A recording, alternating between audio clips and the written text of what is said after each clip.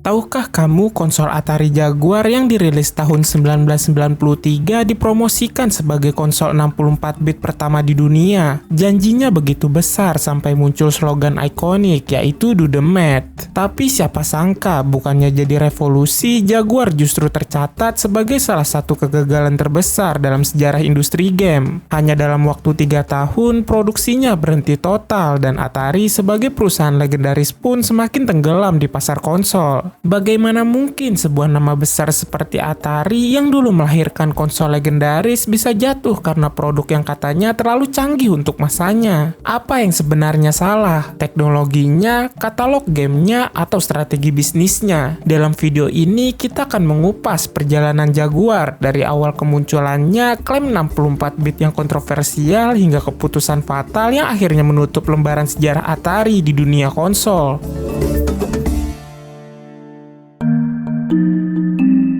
Setelah kejayaan Atari 2600 di akhir 70-an, nama Atari perlahan meredup. Setelah itu, persaingan makin ketat. Nintendo dan Sega mendominasi pasar konsol dengan game-game ikonik mereka. Di situasi ini, Atari mencoba bangkit lewat Atari 7800 dan handheld Lynx. Tapi hasilnya jauh dari harapan. Lynx bahkan hanya terjual sedikit dibanding Game Boy milik Nintendo yang merajai pasar. Awal 90-an, industri game mulai bergerak menuju grafis 3D dan konsol generasi kelima. Sega menyiapkan Saturn, sementara Sony diam-diam mengembangkan PlayStation. Atari sadar kalau tidak melakukan sesuatu yang luar biasa, mereka akan semakin tertinggal. Disinilah lahir ide besar, yaitu menciptakan konsol yang lebih kuat dari semua pesaing. Atari butuh sensasi, sesuatu yang bisa mengembalikan nama mereka ke puncak. Atari Jaguar pun dipasarkan dengan slogan berani, yaitu konsol 64-bit pertama di dunia. Klaim ini terdengar menggiurkan. Di atas kertas, Jaguar memang memakai 2 chip khusus bernama Tom and Jerry, serta sebuah CPU Motorola 68000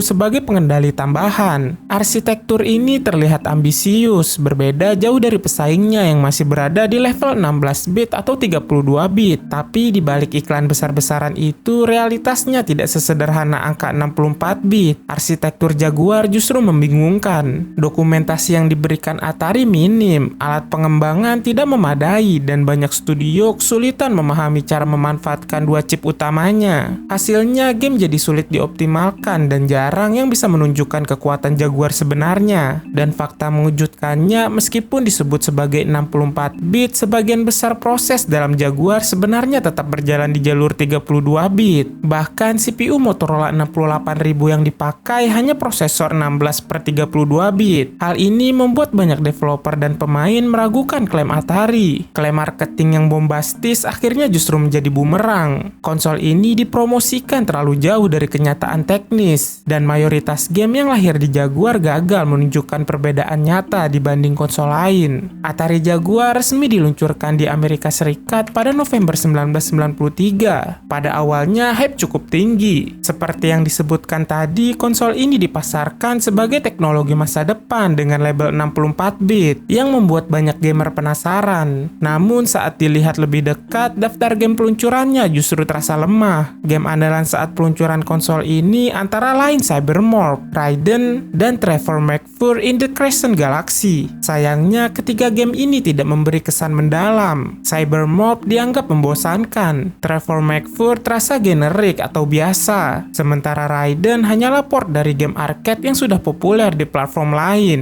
Tidak ada satupun judul yang mampu menjadi killer app yang mendorong orang lain membeli Jaguar. Sempat ada secercah harapan saat Alien vs Predator dirilis tahun kemudian pada 1994. Game ini mendapat banyak pujian karena atmosfernya yang menegangkan dan gameplaynya yang unik. Tapi sayangnya momentum sudah hilang. Konsumen yang awalnya penasaran dengan Jaguar keburu kecewa dengan line up awal yang hambar. Bagi para gamer, keputusan menjadi sederhana, yaitu tetap bertahan dengan Sega Genesis atau Super Nintendo. Nintendo. Jaguar tidak memberikan alasan kuat bagi para gamer untuk berpindah. Akhirnya, kegagalan menghadirkan game berkualitas sejak hari pertama membuat Jaguar kehilangan kepercayaan pembeli. Dan dalam industri konsol, kehilangan momentum awal berarti kehilangan masa depan. Di balik layar, masalah Jaguar bukan hanya soal game yang sedikit. Para developer yang mencoba membuat game di konsol ini justru menghadapi tembok besar. Seperti yang disebutkan sebelumnya, Jaguar punya arsitektur paralel dengan banyak prosesor, tapi dokumentasinya buruk dan SDK yang disediakan Atari sangat terbatas. Akibatnya, proses porting dan pembuatan game jadi mahal sekaligus rumit. Banyak studio kesulitan mengoptimalkan potensi Jaguar seperti yang dijanjikan. Bahkan banyak game yang pada akhirnya tetap berjalan dengan kualitas mirip 16-bit karena developer tidak mampu memanfaatkan kekuatan hardware sepenuhnya. Jaguar dipasarkan sebagai 64-bit, tapi kenyataannya developer hanya bisa memanfaatkan sebagian kecil dari potensinya. Lebih buruknya lagi, perusahaan besar seperti Electronic Arts dan Sega gagal merealisasikan dukungan untuk Jaguar. Masalah Jaguar tidak hanya soal hardware dan game, bahkan di tahap produksi, Atari juga menghadapi batu sandungan besar. Konsol ini diproduksi di pabrik IBM di Amerika Serikat, tapi laporan menyebut adanya keterlambatan manufaktur. Akibatnya, stok awal Jaguar tidak memenuhi jumlah produksi yang diinginkan Atari. Tahun 1994 dan 1995 menjadi titik balik besar dalam industri game. Sony meluncurkan PlayStation, sementara Sega menghadirkan Saturn. Keduanya langsung mendapat dukungan developer besar dan katalog game 3D yang menjanjikan. Dari Tekken hingga Virtua Fighter, gamer disuguhi pengalaman baru yang benar-benar terasa sebagai lompatan generasi. Dibandingkan dengan itu, Jaguar terlihat lemah. Meski Atari menjual konsol ini sekitar $249,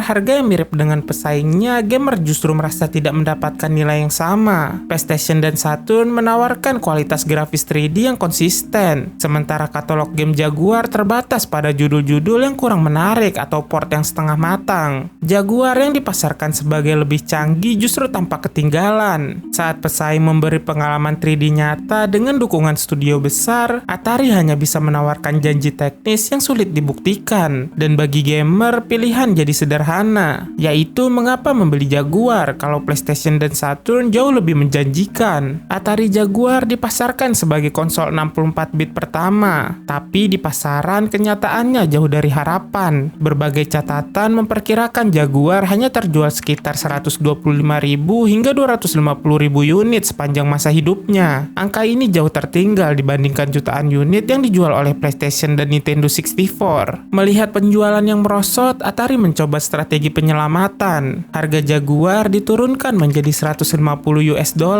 dan pada 1995 mereka merilis add-on Jaguar CD untuk menambah kemampuan multimedia serta mendukung game berbasis CD-ROM. Namun usaha ini datang terlambat. Produksi Jaguar CD sempat tertunda. Game yang tersedia sangat sedikit dan kualitasnya tidak mampu menyaingi katalog PlayStation maupun Saturn. Konsumen akhirnya lebih memilih konsol pesaing yang lebih solid dan punya dukungan developer besar. Jaguar bukan hanya gagal terjual, tapi juga gagal diselamatkan. Alih-alih jadi titik balik, strategi darurat Atari justru menandai akhir perjalanan mereka di dunia konsol. Memasuki tahun 1995 hingga 1996, situasi Atari makin memburuk. Penjualan Jaguar menurun tajam, katalog game hampir berhenti, dan kepercayaan pasar hilang. Pada akhirnya, Atari memutuskan menghentikan produksi Jaguar. Bagi perusahaan yang dulu pernah jadi pionir industri game, ini adalah pukulan telak. Efek keuangannya terasa besar. Atari tidak lagi punya produk unggulan dan posisinya sebagai perusahaan independen makin melemah. Tidak lama kemudian, nama Atari mulai berpindah tangan melalui serangkaian merger dan akuisisi, meninggalkan identitas lama sebagai raksasa konsol. Jaguar bukan hanya kegagalan produk, tapi juga simbol runtuhnya Atari sebagai kekuatan utama dalam industri game. Dari kejayaan di era Atari 2600, perusahaan ini berakhir dengan kejatuhan yang pahit melalui Jaguar. Hari ini, Atari Jaguar punya tempat unik dalam sejarah game, bukan sebagai konsol sukses, tapi sebagai barang koleksi langka. Karena produksinya terbatas, harganya bisa melonjak di pasar kolektor. Dalam banyak artikel retrospektif,